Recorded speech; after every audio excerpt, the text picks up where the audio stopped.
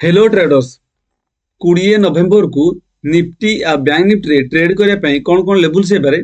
चलते आम एनालिसिस करवा। चलते प्रथम देखा निफ्टी निफ्टी रो जो भाया कैंडल है आमर 17 नवेम्बर रे गोटे ग्रीन कैंडल है से ग्रीन कैंडल को आमर 18 नवेम्बर एक्जाक्टली से कौन गोटे आंगेल करके डाउन साइड रे बियरिश आंगेल पैटर्न क्रिएट करदेला। कारण प्रीवियस रे 13 नवेम्बर रे जो एरिया रो हमर सेलिंग आस्थिला एक्जाक्ट से एरिया रे 18 नवेम्बर रे हमर गोटे रेड कैंडल हैला जोड़ा कि प्रीवियस रो ग्रीन कैंडल को पूरा कवर करनेला। तो एठू पूरा क्लियर डायरेक्शन थिला कि मार्केट एठू पुनी बहुत पुल बैक आसबार बहुत चांस अछि। एक्जाक्ट जो एरिया रे ओपन हेबा କଥା सेही ओपन भी पूरा परफेक्ट जगह रे हेतिला किंतु हमर एक्जाक्ट यही जगह 25,850 रे सपोर्ट नहीं कि मार्केट धीरे धीरे अपसाइड मूव करेगा किंतु जो भाई ग्रीन कैंडल हो जाए तो मार्केट रो व्यू क्लियर पॉजिटिव ही रही। कारण जदि मार्केट डाउन साइड आसबार थिला आज ये कैंडल ला रेड ही होता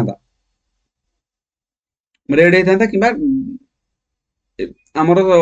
जोड़ा 18 नवेम्बर रे जो रेड कैंडल है तले ही क्लोज होता ताहले आमर व्यू नेगेटिव रही था कि जो भाया जाइए 26,000 गोटे राउंड लेवल ता ऊपर मार्केट आज क्लोज है स्ट्रॉन्ग ग्रीन कैंडल है तो ये क्लियर अच्छी मार्केट रो ट्रेंड कंप्लीट अप ट्रेंड ही अच्छी। तो मार्केट जब फ्लैट ओपन हो कि 20-30 पॉइंट गैप डाउन भी ओपन हो आज क्लोजिंग है 26,050 रे 26,000 रु 26,050 यही 50 पॉइंट भितर जेकोसी जगह जब मार्केट ओपन हो व्यू क्लियर पॉजिटिव ही रपसाइड टार्गेट र 26,100 फास्ट रेजिस्टेंस ताकू ब्रेकआउट दे दउची मार्केट ताले नेक्स्ट रेजिस्टेंस 26,250 जोटा कि प्रीवियस ऑल टाइम हाई था। चलो देखा 15 मिनट टाइम फ्रेम रे आम कौन कौन लेवल से जब हम 15 मिनट टाइम फ्रेम देखिया 26,000 गोटे राउंड लेवल जो कि प्रीवियस रे हमर 18 नवेम्बर रे स्ट्रॉन्ग सेलिंग प्रेशर आस्तिला किंतु मार्केट कौन कला मार्केट जाइए अपसाइड रे आज तळु बाइंग है कि मार्केट अपसाइड रे आज क्लोज दे देला जोटा कि 26,000 राउंड लेवल ऊपर मार्केट आज क्लोज हो जाए। जदि आज कैंडल जस्ट ग्रीन होता किंतु मिनिमम 25,950 तले जदि क्लोज होता ग्रीन हेले भी किंतु 25,950 तले क्लोज होता ताहले हमर व्यू किसीटा ये नेगेटिव रही था किंतु जेहेतु 26,000 गोटे स्ट्रॉन्ग साइकोलॉजिकल लेवल को जोड़ कि प्रीवियस रे दी थर सेलिंग प्रेशर आस्तिला से दीटा को मार्केट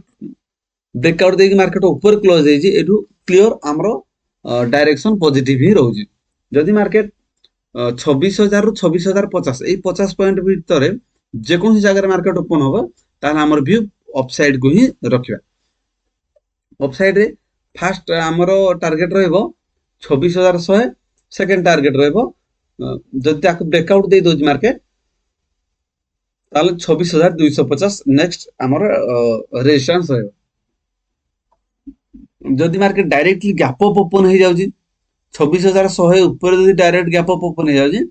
ताहले 26,100 को मार्केट कोन करबो सपोर्ट नै कि अपसाइड मूव करबो 26,250 को टच करबा। चलन देखिबा बैंक निफ्टी रो जदि हम 15 मिनट टाइम फ्रेम को देखिबा ताहले मार्केट कोन करजी 59,000 गोटे राउंड लेवल ताकू कौन कर मार्केट ब्रेकआउट देगी ता ऊपर क्लोज है 59,200 रे क्लोज है। तो जदि आमर 59,000 59,200 यही 200 पॉइंट भितर मार्केट जेकोसी जगह ओपन हेले भी आमर व्यू क्लियर पॉजिटिव ही रखा पड़ो हमको 59,000 59,200 यार भीतर मार्केट जेकोसी जगह ओपन हो आमर व्यू क्लियर पॉजिटिव ही रहिबो। जदि मार्केट बहुत गोटे गैप अप ओपन हो जाउची ताहले हमको वेट करा पड़ियो मार्केट रो बिहेवियर देखा पड़े प्राइस एक्शन को ही फॉलो करिया कारण कारण मार्केट एबे ऑल टाइम हाई रे अछि bank Nifty market all time high रे अछि यार प्रीवियस रे किछि सपोर्ट रेजिस्टेंस ऊपर किछि नाही तो हमको प्योर प्राइस एक्शन को ही फॉलो करिया पड़िबो जदि मार्केट 69000 रु 69200 यारी भीतर ओपन होछि हमर क्लियर पॉजिटिव ही रखिबो जदि मार्केट बहुत बड़ गैप डाउन ओपन हो जाउछि गैप डाउन ओपन हेगी जदि पॉजिटिव व्यू देखो ताले हमें अपसाइड जिबा जदि नेगेटिव व्यू देखो जी ताले तक हमें इग्नोर करबे हम भाई बेटर हो एही भली निफ्टी या बैंक निफ्टी ट्रेडिंग लेवल्स पे वीडियो को लाइक एवं चैनल को सब्सक्राइब करंतु थैंक यू।